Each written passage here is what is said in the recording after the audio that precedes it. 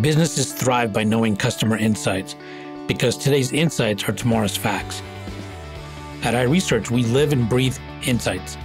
And despite searching high and low, we were unable to find a customer insights podcast that answers one of the most important questions in business. Why do customers do what they do? So we launched one. Hi, I'm your host, Darshan Mehta. I'd like to welcome Marc Kerachsky. He is a marketing executive with over 32 experience in healthcare. He is the co-founder of VitalConex and chief marketing officer at AMC Health. At VitalConex, he is responsible for driving the growth by leading a cross-functional team and managing key drivers to become a leading medical product. Prior to his role, Marc also has worked as a writer, blogger, musician, and marketing strategist. His strong track record of success in healthcare marketing and strategic planning has served him well. Marc describes himself as a storyteller with a background in marketing, communications, and creative writing. In fact, he says his first storytelling challenge started with petitioning an increase in the price of ice cream in the 5th grade and working through with the sewage treatment plant right out of college. So, Marc, why don't we start there? Tell me how this journey of yours started, the aha moments you had, and what led you to petition increase in price. Most people were asking for a lower price. We were asking for an increase in price. No, I was asking for a lower. It was definitely lower. It was going from 10 cents to 15 cents for a snow cone, and that was a pretty big deal in 1980. I think that was probably my first aha moment, because I realized if you're going to file a complaint or you want to complain, if you could wrap it in a story, you might actually get somebody to listen to you. So when you're going around, I had literally a little blue book. My mom was a teacher, so if you remember those little blue books you used to write essays, I took one, I wrote petition on it, and I went around to get signatures, including from my math teacher, who was not a huge fan of mine, but I guess it was math. It made sense. It was going up by a half 50%. And I just wrapped the story around it and filed the petition. I was not successful. I want to be perfectly transparent. The price did go up to 15 cents, but that was probably my first aha moment. But it did, in all seriousness, teach me that, about the importance of story and actually connecting with people, and the importance of having people see themselves in the story too, right? It wasn't just about me. It was about the challenge that any 10-year-old faces when they're only given a certain amount of lunch money, basically. Yeah. And of course, ice cream is important at that age too. So it's still uncomfortably important at this age. So tell me, what is it about, you mentioned a couple of things about storytelling. One, storytelling work, but two, including people. So tell me, the aha moments you've learned that further deepen this notion that that storytelling works. Maybe you can give me an example or two of what you mean. Yeah, well, it's. I know we're going to get into a little bit more about healthcare, but I think there's a lot of talk about storytelling. A lot of people say they're storytellers, and platforms like The Moth, if you're familiar with it, have really kind of skyrocketed in terms of the importance of people telling their own personal stories. And the reason that has worked is because people can recognize themselves in other people's stories, right? And if you can start to recognize yourself in whether it's a story or not, there's an openness there that doesn't exist when that's not the case. And we see this in everything from selling music to elections. Right? It really is the ability to identify something about yourself. That's what connects people, and ultimately that's what people are after. The one thing that I have learned is another aha moment, if you will, from a business but also a professional perspective, is that it's not just enough to be a good storyteller or understand the power of stories. Stories can also be used for nefarious reasons, right? I mean, people who are very articulate can manipulate stories to invoke fear, or you can use stories to inspire and show empathy and provide hope. So it's important to understand not only the role of the storyteller, but also the person who's receiving the story as well. Yeah, I think what you're saying is basically stories can evoke emotions, and it can also evoke and experience that people can have. And I think that's really important. But I think one of the key things you're talking about is people need to be able to identify. It doesn't have to be the story, it doesn't have to be about them, but they need to be able to relate to it. And it's one of the things that ultimately helps you connect. So tell me a little bit about what you're doing at VitalConex, and also I'm sure storytelling is a big part of what you're doing as well. So tell me how that's being incorporated in what you're doing at VitalConex. It's a huge part, and VitalConex actually was born out of an aha moment, but not just mine. It was an aha moment that I had with somebody who I was working with at a Fortune 500 company at the time, also in marketing. And the aha moment started with a customer, which might be applicable to this podcast. Huge amount of time and money spent to bring customers together to educate them. So we provided a lot of healthcare education in the space that we were in, but also to do a little bit of a dog and pony show about our innovative platform and how we work competitively versus others. And when I say time and money, I mean significant time and money. Probably 5 to 6 months worth of planning, and you can imagine the type of dollars that were associated with that. And the reality is that everybody kind of pat themselves on the back after the event, but it didn't move the needle in any real way, right? We weren't gaining any new traction, and we had to kind of figure out why. And the reality is, it comes back to the receiver of that story. So we're telling a story that we wanted people to believe, but it didn't match their reality, particularly what was happening trend-wise in the healthcare industry in the largest market. In this case, it was North America. We were global, but this was North America focused. And also just with some of the dynamics that were happening with respect to the company. At the same time, the organization that we worked for was undergoing a huge transformation. And we had another customer, which was the employees, and the engagement by which those employees were not engaging with the company. And the same kind of challenge, which was lots of time and effort spent in terms of helping to market from an internal communications perspective, this transformation, what we're doing, why it's good, and not getting a lot of traction. And the aha moment for us, Leslie and myself, was that it's because there was really a lack of trust, right? So the trust in not only who was delivering the message, but that there was a match between the reality of everybody's experience and the story that was being told. And so VitalConex was born out of that need to bring together this platform of driving real psychological safety, right? Not just saying we have ground rules as a team, but what are the things that people are coming into these meetings and interactions with that we're not even thinking of, in order to then truly brainstorm and be creative and move the needle. And this is a huge, huge need culture-wise across organizations. And that's really the impetus for VitalConex. So tell me exactly what VitalConex does. Yeah, it's great. So we like to say that we culture creatively. So the idea is to really focus on building a team into an ensemble, which admittedly it's a term that's used in improvisation, which is, I do stand-up comedy and I do writing, as you mentioned. And in improvisation, it's about working as an ensemble. So a team, everybody has a specific role. You could throw it on a spreadsheet.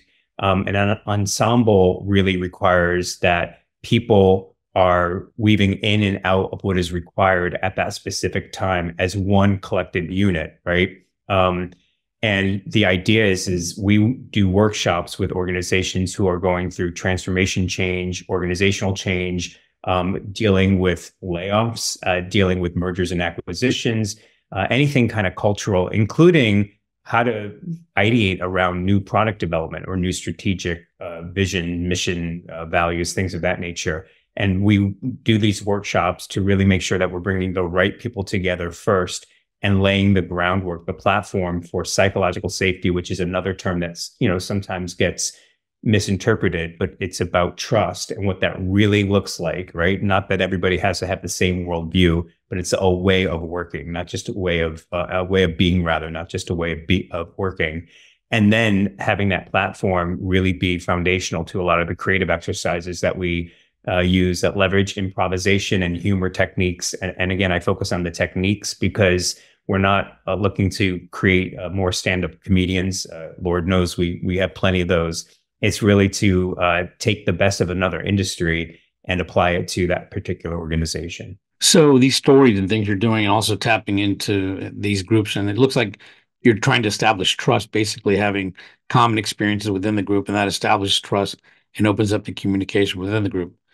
I think a lot of this is based on insights. So how do you glean insights? Well, perhaps even I should ask you, what are insights before we talk about gleaning insights? How would you describe, or what's your definition of a insight?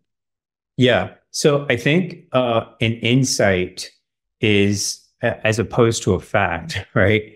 An insight is a data point that either confirms, disconfirms, or gives people an opportunity to have a different perspective that is critical to that particular team or what that team is trying to accomplish.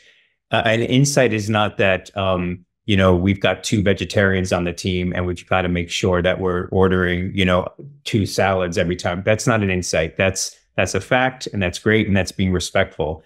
But an insight is that that there are cultural differences or differences in ways of thinking that before we ever get through the first 5 minutes of the meeting, people are already coming in and biasing how information and interactions are being taken in, right? And that insight is gleaned by some of the exercises we do based on neuroanatomy and new science that's coming out beyond just what we might be used to in terms of left brain, right brain thinking. And we do that through creative exercises. So we take insights around mental health. We take insights around what's going on in the world. We take insights that are specific to that organization, and also insights that are specific to that team. And we have all different types of plotting exercises. Some are fun. We use some sitcoms that people might be, familiar with, such as The Office, to kind of make it okay, right? Because you could see how this could be uncomfortable sometimes. And that helps kind of allay a lot of people's discomfort with having conversations. This is not confession. It's not therapy, but it's so critically important to getting the elephant out in the room, if you will, before you start to ideate and do some of the more creative exercises. I've learned there's three things you need almost in any relationship, whether it's personal or business. And those three things are communication, right? Which is not only just talking, but also listening, empathy, and then, of course, trust is what you've been talking about. So I'm curious how much of these exercises you do actually build on these three things: communication, empathy, and trust. Yeah, it's a great question. So I would like to start with the last two. So empathy and trust are the foundation of the entire the first step. So we have a 3-step process. It's compose, connect, and cultivate. And compose is all around composing an environment of trust. Now, I say this with the reason Leslie and I started this company is we have over 50 years of experience working in corporations. So we don't expect a Shangri-La, right? That this is going to become a Brigadoon. But we understand that trust is really about having the safety to say, I'm not sure what you meant by that, but this is how I took it in, and really focusing on intention. So there's a lot around intention and understanding what does a team that trusts each other as a collective unit, not just as individuals, actually mean. It's absolutely critically important. In fact, we've had a couple of clients who kind of wanted to skip that part, said, we got that, Mark. We're good. We have an HR organization. We've had modules and some training on psychological safety. We'd love to get right to, the next step, the other part. And we've said, it's really not our recommendation, because if you don't have some of these core platforms, foundational components set, at least understood, right? Then you're not going to get the best out of those creative sessions. People are not going to feel comfortable to share. They're not going to be, they're going to feel that they're bringing with them what they've always brought. So critically important. Lots of exercises around that. The second step is connect. And this is really around connecting ideas together that you might not otherwise do. I use a lot of exercises around joke mapping. So when I'm writing a comedy, for example, if I want to connect a toaster to David Bowie, and there's no direct link. Where this really comes in is when you're ideating around ideas that you might be stuck on. A lot of people come into meetings saying, I feel like it's Groundhog's Day. I've been here before, and this is a great way to do it and connect.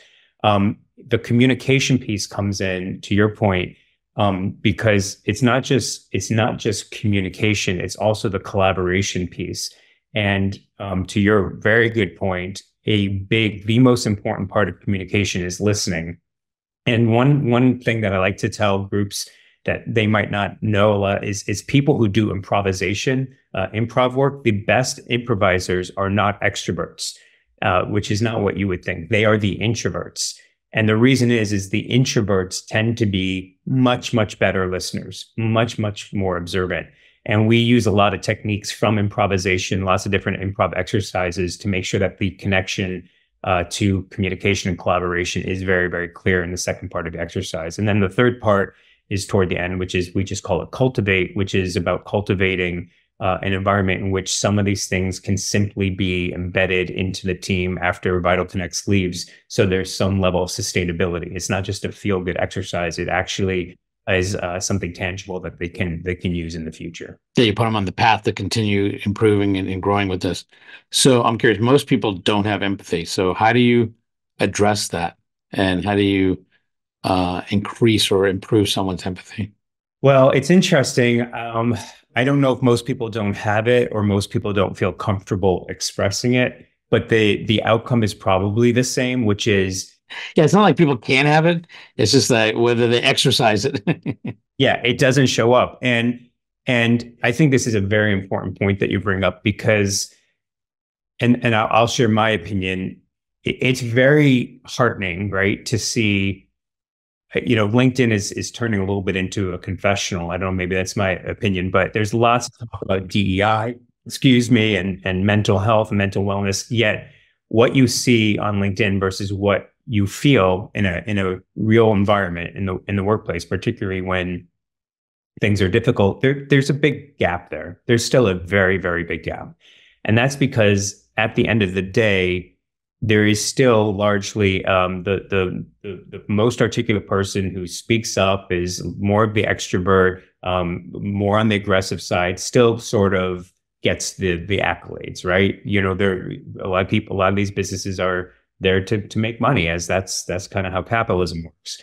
And there's not a place for empathy. The issue is that empathy, authentic empathy, particularly as it's done in storytelling, is the thing that actually can be a game changer, right? Because it could allow people to feel more open, right? As opposed to feeling vulnerable. It's everyone talking about vulnerability, which sounds great, but there's some risk associated with that. But being open because it's a safe space is critically important.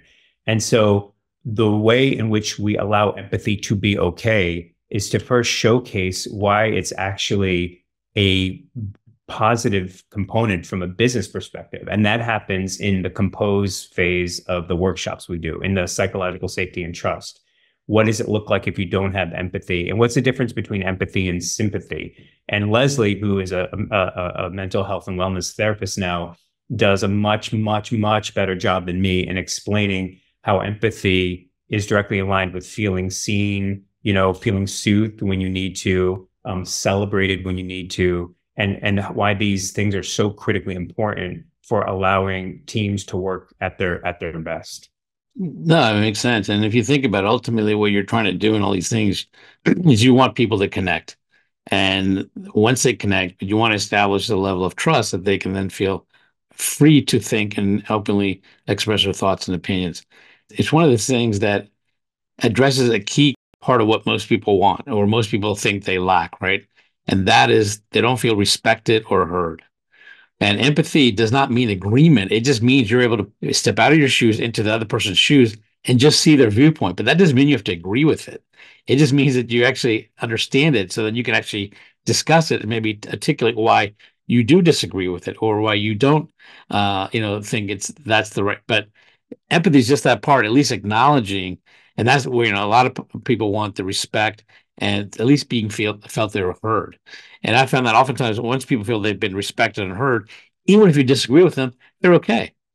Yes. And I think you really you hit the nail on the head with respect to some of the challenges that we've seen with maybe organizations that have tried to launch psychological safety initiatives that maybe haven't moved the needle because the words themselves are not enough. We've both been in relationships where you can tell if somebody is kind of just saying the thing, but they're not really feeling it. And the whole point of what we do during the compose part of the workshops to strip away, if you will, of the words and really get to what does it feel like when you're really in a team that's psychologically safe, particularly when it's during a challenging time, to your point. And Leslie, the one thing that I think is a real, I like to say it's great having a stand-up comic on the team, but I mean, let's be honest. I mean, having a therapist is a huge bonus for us because, and she says this, she deals with patients and clients all the time where they have different worldviews. There's no question that they do not see eye to eye, and yet they have a mutual respect in that relationship that allows things to continue to progress. And that is really the goal of well-functioning teams and even families. I mean, who agrees on everything in a family either, right? And in all honesty, I found that when people do actually get this level of communication, right, talking and listening and empathy, they often find that once they talk about their shared viewpoint or experience, they actually come up with a better solution than the individual persons had, right? Because everybody brings a different walk of life. You have a different walk of life than I have, and I can't replicate yours, you can't replicate mine. And ultimately, humans learn by experience. And so that's when all this comes together. And if you can actually talk about it respectfully, at least feel heard, that even if someone disagrees, you say, I understand Mark's point of view, and I don't completely like it. I may not agree with it, but I get it. I understand. That's fine. And let's see what happens, right? That's it in a nutshell. And it's fun. It's actually, I know it sounds really heavy and serious, but we were very nervous about this step in the workshop, to be honest, because you do have to have a level of openness, right? That you might feel like, why am I talking about something? We're not talking about personal things, but just the fact that people are struggling with certain things. And we actually found that we had to extend the time that we allocated for that section because people really got into having those discussions. And I think it opened up an opportunity for people to finally take a deep breath, to be honest, particularly after the pandemic. Yeah, and those two pillars of communication and empathy are the ones that ultimately lead to a much stronger trust foundation, right? And then that's where the good stuff starts coming in, the insights, the ability people feel comfortable to share what they think and feel, and also disagree, right? And often I tell my team that I have no problem you disagreeing with me. In fact, you can even tell me I'm full of it, no problem. I'm in left field, no problem. I just need to know the why. because the why is the most critical part right there. And that's when I start saying, okay, now I get their thinking, I get their point of view. And hey, maybe, I didn't see that. I didn't catch it. And I agree, or at least I'm willing to try, right? Because nowadays, I mean, you can do lots of quick, easy A/B testing in many different ways and say if it works or not, right? I mean, there's usually two types of decisions, reversible and irreversible, right? And most of these are reversible, like, left or right, I don't know. Let's just try left. If not, let's go right. But the irreversible ones are the ones you got to think about and sleep on and think about before you do it. It's interesting. I have found just being in my own personal marketing experience, like just stewing over, spending hours and hours over like the most, what I thought were minute details. And then when it comes to the big things that really matter, it was just like, a decision in 5 seconds. And we're trying to reverse that because these things, which might be deemed as softer skills, are so critically important. I mean, you've seen the statistics, I can share them with you, but the impact on employee engagement, on the impact on retention, talent retention, on ultimately sales, on positioning in a marketplace. I mean, this isn't coming from Marc Kerachsky. It's coming from McKinsey and Boston Consulting Group and people that are getting paid way more than I am to dig into this. And so to ignore it and not give it its due course it's a real business miss in my opinion. What do you think are the three key factors that people often make mistakes in that prevent this level of communication, trust, and being able to get to that next level? The three factors, the three biggest Yeah, factors. mistakes people make that prevent them from getting to this level of being able to communicate and trust and get to the next level of really making things happen. Yeah, it's a great question. I mean, I think the first is around intention, and I noticed this in myself, and it's something that I'm working at. I'm not always great. When something doesn't sit well with you, you get a physical feeling, right? You just it shows up somewhere. You know, you get tense in your neck, you get like a little nervousness in your stomach, whatever it is.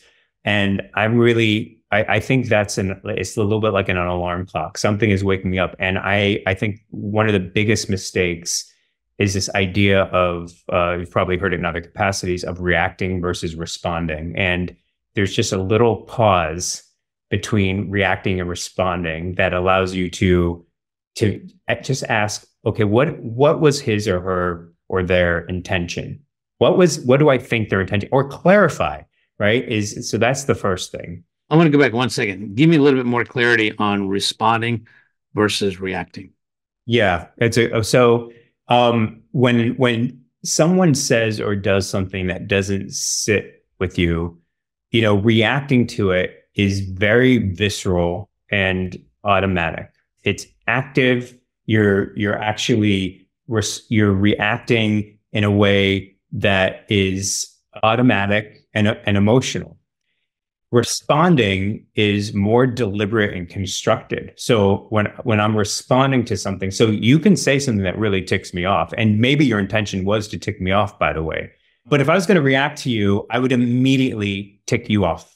That would be my reaction, would be to just, we're playing tennis and I'm just going to tick you off. It's my turn. But if I'm going to respond, I'm going to take a pause and say, okay, something that you said really made me upset. Do I think your intention was to do that? And even if I think that was your intention, the idea is how do I want to show up? What are my intrinsic values to how I want to show up? Not to be better than you, not to win, so that I can feel better after the interaction. Because the reality is I've been in a situation where I've reacted again, and then I get off the phone and I feel like crap. I feel horrible about myself, right? So the idea is to take a pause and think through, it's literally to ask your question, what is my next step? Reacting, you're not asking what your next step is. You're just like, I feel like it's like I have a sneeze coming on, I'm going to sneeze. And that's basically the difference. No, I agree with you. I think a reactor, sometimes I often say, we have a bunch of nuclear reactors around, right? People are just reacting in a nuclear way, as opposed to all they actually often need is maybe 30 seconds to a minute to actually just think a little bit longer. And here's the key. If you actually don't know someone's intent, which is very hard to know someone's intent completely, right? Unless you know them, you trust them, you have empathy and so on. It's very hard to know intent. So the safer thing to do is give them the benefit of the doubt on the intent part, right? But if anything, address the core issue at hand and don't personalize it. And then you might actually look, at some point or another, you're definitely going to know someone's intent and intentions. Okay, because people are at some point, they're always going to reveal the true colors. And I've learned, when they reveal the true colors, believe them. That's exactly right. And it's hard not to take things personally. I mean, it's just, we cover some of this in our workshops. One of the tips that we give, and it's not, I heard it on a podcast, but I use it when I'm driving because God knows I could use it, is before I react in a road rage situation, is to just count to 90. And I just count back 90. I just like, and you would be shocked how long 90 seconds can feel when you want to just react to something. But it is only a minute and a half. And at the end of that minute and a half, you do feel calmer. To me, that's a component of what I see a lot in organizations, particularly when things are challenging. I have solved more than half my problems by just thinking an extra minute longer. Yes, you just cut it down. There you go, by a third. Perfect. I spent an extra minute. You know what? Yeah, I just solved half the problem here already, or most of it, and I'll just deal with it a different way. But often the aha minute, there you go, right? But it's true, because oftentimes you end up reacting, and now what you have is you have 2 to 3 more problems.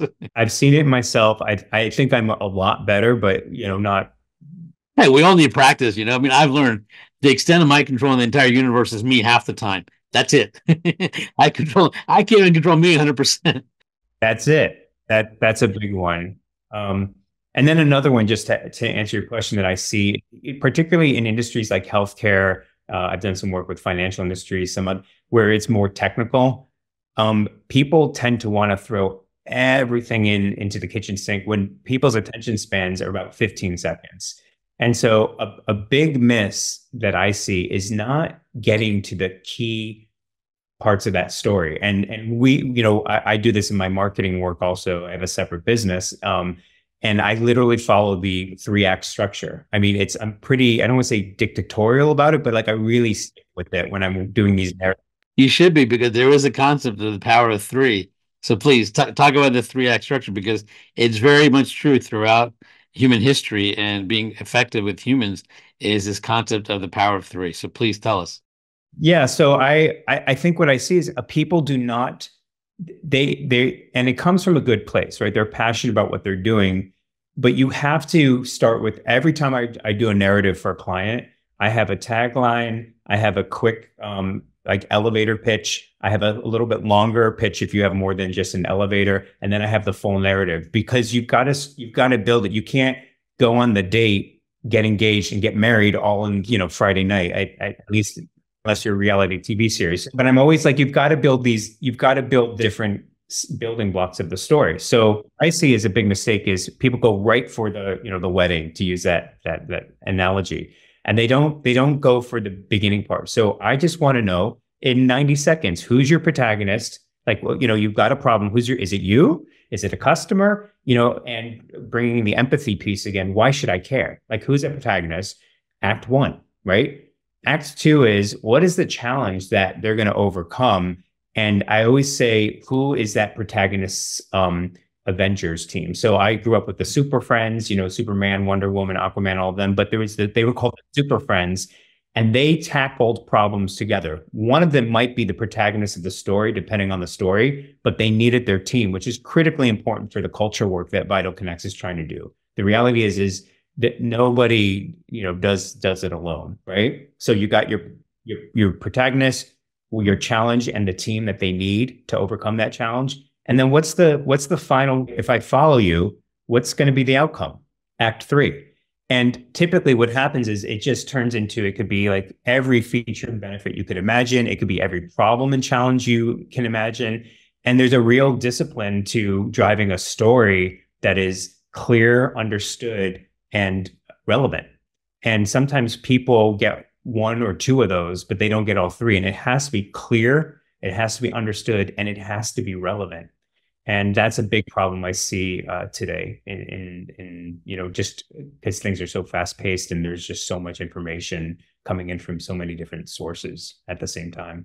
Yeah, but to be honest with you, there's always been noise in business, right? There's always noise, right? And the key is, differentiating through the noise to the core things that are really important.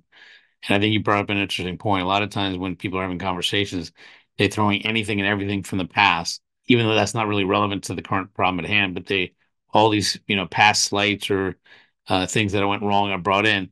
And at this point, obviously, everyone knows you can't change the past. And it's not going to help bringing in everything from the past to help resolve the current situation. So it's better to just focus on the current situation and get through it, and not bring in and add more complexity to it that's unnecessary, because then that leads to evoking those emotions and those reactions that are just not going to help anyways, right? Yeah. So what's the third thing? Yeah. So the third thing is, so we've got the intention, right? We've got the storytelling. And then the third thing that I think people get snagged on sometimes has to do with being honest with yourself. Let's put it that way, right? So here's where, or what I mean by that. If I'm going to be given a task, right? I'm going to choose to do that task for one of a few reasons. I'm going to do it because it's going to make me feel better. I'm going to do it because you're going to actually think I'm great and then want to promote me. Or I'm going to do it because it's just, you know what, Mark, it's just, I don't want anyone on my back anymore. Just get it done with. Right. Right. But I have to be honest with myself, because kind of to the beginning of our conversation, if you're giving me a task and then you want me to get up in front of everybody at a town hall and talk about how incredible this task is to the vision of our company, and I don't see that, right? I'm not going to fake that. I think we don't give people enough credit. They might not tell you that you're not coming across authentically because it's not safe to do so, right? It could be a hierarchical thing, but they absorb that. And the reason that's so important is because regardless of what we tell ourselves we're going to do and why we're going to do it, we cannot make ourselves long term sign up for something that we don't feel that there's some meaning attached. So just like in the beginning, where intention and clarifying that is critically important, in the beginning and telling the story to be clear, I think understanding what is meaningful to us is really important. And I don't think it's bad if someone says, you know what, I'm not interested in building a career here, but I'm interested in being a good worker. I want to contribute, and that's meaningful to me because I'm raising children and I need to just make a paycheck. It's also meaningful for people who want to continue moving up because they want to have an experience at a certain level that they've never had. I think all of these are okay. I don't think that organizations have made it okay to have meaning be defined by the employee as opposed to by the company. And this is where corporate culture can really, really make a big difference, if that makes sense. No, I agree with you completely. I think what you're saying is that you need a strong vision for the company or the brand, right? And nowadays, the brand and the company is going to be better off if they actually attach it to something meaningful, right? I mean, everyone knows, you're in it for as a for-profit business. We're not talking about the meaning being I need to make money. It has to serve a slightly greater purpose than that. And once it does, you actually are more likely to make more money as a company. But not only that, you don't have to then convince your employees about the meaning because if they too are looking for meaning. But if your meaning as a company makes sense and it's something that they can identify with and something they want to be a part of, then you don't have to have all these little things and convincing them of what the meaning is because they're going to know what you're doing is a stepping stone to get to the meaning and the objective you want as a company.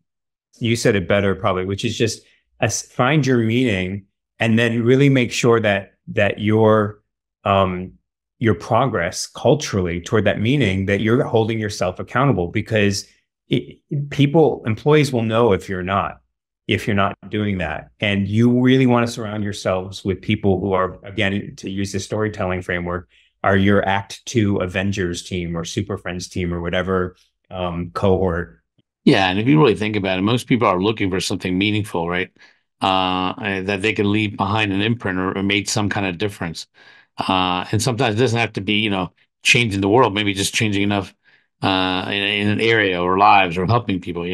But whatever, there's various ways to get meaning. But as long as the company organization has a clear idea of what it is and what it wants to be, what it will not be, then I think it's much easier for finding the people who can also share that vision and that purpose. And I think that's even more so now, post all these traumas that people have experienced in the last several years, like COVID and financial, crisis and things. And now I think people more and more are looking for meaning because it's become more heightened to all of them. Hey, our most limited resource is time. So what can we do with our time, but also have meaning for it as opposed to just surviving? Yeah, 100%. And I think I don't know what you would think. I think I mean, it's great that we can do this digitally. It's not the same as being in a room with somebody. And so again, the importance of a culture in helping to traverse some of the challenges that you have when you're not face to face and you're not in a room together, in order to make your employees feel better, really driving the goals of your organization and having, long sustainable success, I think is more important than ever. I don't think culture is a nice to have. I actually think it's the foundation of everything. Yeah, I think it's a huge difference. So tell me, what's in store for you in the future? What area would you like to explore more or work more about? And what do you see the future of some of these things that you're working on in terms of human connections? Is AI going to help, not help, or there's things that are going to make things even more challenging, more interesting, or even better? I would love to see humor embedded more in organizations. And I don't mean just like I love writing. So I mean anybody who's looking to embed humor in their anything, storytelling, their brands, their communications, hit me up. I'm totally up for that. But I mean as a sense, it's called a sense, right? Sense of humor for a reason, because the senses are the things that allow us to interpret and have perspective. And I think for totally understandable reasons, I do stand-up comedy. I don't use my real last name because when I started doing it, I was basically warned that it would be job limiting or job ending even. And so having two smaller kids at the time, I was like, well, this is for the $25 in gas money I make a month, it's probably not worth my last name. But it calls to attention a bigger misconception, which is that there's no place in corporate for anything funny or humorous or anything like that. And it's really not the case at all. It's like anything else. It can be used for good or it can be used for nefarious reasons. I would love to see humor as a skill be brought in more from a culture perspective and how an organization engages, how they share perspectives, how they interpret what's happening to them. It's a real muscle. A lot of leading organizations, as you know, from industries that they have nothing to do with, to understand, well, how do they do that? How do they manage their supply chain? How do they manage their marketing? And completely, not even adjacent industries. I would love humor to be one of those. I'm not talking about getting people to laugh or comedy, right? These things get all mixed up. I'm really talking about the sense of humor, how improvisation as a technique is a game changer, right? How a sense of humor is a game changer. So I would love to own that and really help lead that charge, if you will. Well, even speaking of comedians, right? I mean, there's two types of comedians in general. One that really rely on profanity and, dirty humor, which works. I mean, it does work, right? But that's not going to be appropriate for corporate cultures and most organizations. But then there's the other kind of humor that people engage in, and that's being really insightful. And I'd say a lot of times comedians have a great knack for insight. What I mean by that, they're able to take something from over here and put it together in a way and articulate and present in a way like you say, oh my God, that's so true, but I never thought of it that way. Now that's a true insight. And when someone does that, they're thought provoking but entertaining and funny at the same time. And that is a great trifecta. I'll pay you after. You literally described the connect part of our workshops. So that's exactly what we do. And just on that, I'm going to take it one step further. One of the exercises we do, and we have a playbook. I'm happy to share it with you, but there's actually 4 kinds of humor styles. So there's the 2 that you mentioned. There's how you come across, and there's also how you're perceived, right? So a lot of times people come across so there's like you said, there's the affiliative, which is your friendly, and then there's on the other side of the scale, there's the kind of very aggressive blue comedian. But then there's also the way in which you see yourselves. Some people are very self-effacing, so they come across and it's very, it helps them. It helps their persona.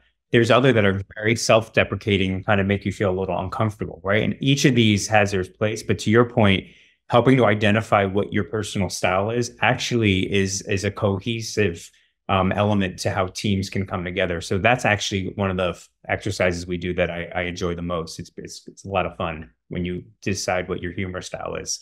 Yeah, I mean, profanity works, right? I mean, dirty humor does work, but after a while, it just has a short shelf life. That's all. It's not intelligent humor. It's just funny and it works. But I think the ones that really go after more intelligent humor, that's more insightful, have a longer lasting shelf life. Yeah, and it's particularly in a corporate environment.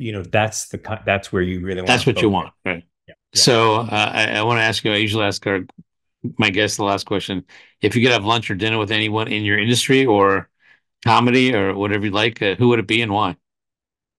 Oh boy. I was actually just thinking about someone that I wanted to have dinner with. He's not in my industry, but I want to have dinner with Sam Harris. I don't know if you know who Sam Harris is. Yeah. So he wrote this book called Waking Up, and he has a podcast called Waking Up. I don't agree to our earlier point. So he's a very, very, very bright guy. Like went to Stanford and got his degree in neuroscience. He kind of played around with psychedelics at one point. He has a meditation app. He's a very interesting guy, and he's way above my intellect, right? Very, very bright guy. I don't necessarily agree with everything, but he forms arguments so well and is so interesting that he's somebody that I would really like to connect with. And then from a comedy perspective, Nate Bargatze, I think he's the kind of guy that I'd like to open for if he's looking for an opener. So that would be awesome. Why? Why do you like his humor? He's middle-aged guy, and he's kind of self-deprecating, but not in a bad way. He's just so relatable to just the absurdness of just life and trying to navigate life. And he and I write very similarly. And I think he's somebody that ultimately, as a comic, if you can relate to more people than less people, I think especially today's day where everybody gets offended. So I'd love to like hang out with him. Really, really talented guy. Yep, sounds good. Well, listen, Mark, it's been a pleasure talking to you. I appreciate it. And Yeah, thank you. look forward to one of these days seeing you as a stand-up comic, but I'll have to look Absolutely. for a different last name. Yeah, exactly. Well, thanks so much. This is great. I really appreciate it. Thank you very Thank you. much. All right, take care. Getting to AHA was brought to you by iResearch. To find out more about us, head to iResearch.com and make sure to search for Getting to AHA in Apple Podcasts, Spotify, and anywhere else podcasts are found. And don't forget to click follow to ensure you don't miss any future episodes. Thank you for listening.